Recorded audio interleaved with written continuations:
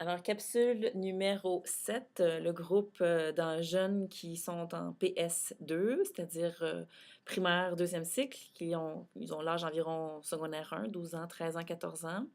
Vous allez avoir des jeunes femmes pubères très grandes, très fortes, très leadership, très leader dans cette équipe-là, dans ce groupe-là, mais vous allez aussi avoir des petits jeunes énervés à côté, immatures, plus petits, qui jouent encore au bonhomme, des petits garçons. Donc, vous allez vraiment avoir cette dichotomie-là dans la classe, c'est souvent ça.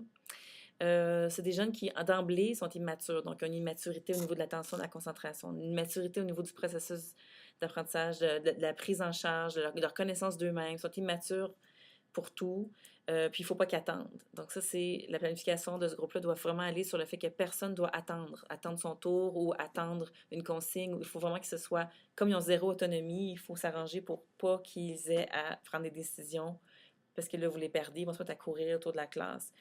Si vous leur donnez un document à compléter, par exemple, pour tout ce qu'ils observent d'écrire, ben, cette feuille-là va prendre le bord, elle va se salir, ils vont écrire, colorier dessus, elle va tomber en dessous de la table, ils vont marcher dessus. C'est vraiment une classe difficile à gérer. Fait que moi, le conseil que je donnerais, c'est penser au niveau spatial, donc les bureaux, les pupitres, comment vous les organisez. Vous vous mettez dans le milieu pour avoir un œil sur tout le monde. Vous n'êtes pas en avant, va courir jusqu'en arrière, puis revenir, puis courir partout.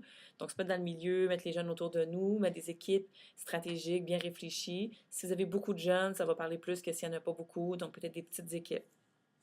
Assurez-vous de valoriser donc ceux qui ont du leadership, ceux qui ont des bonnes questions en donnant des points. Un système d'émulation, avoir un système qui est comme un peu en parallèle à ce que vous faites comme activité pour les ramener, pour un peu leur métacognition, les mettre à l'affût, de s'observer, puis de trouver les meilleures stratégies pour résoudre des conflits, résoudre des difficultés ou résoudre des problèmes scientifiques.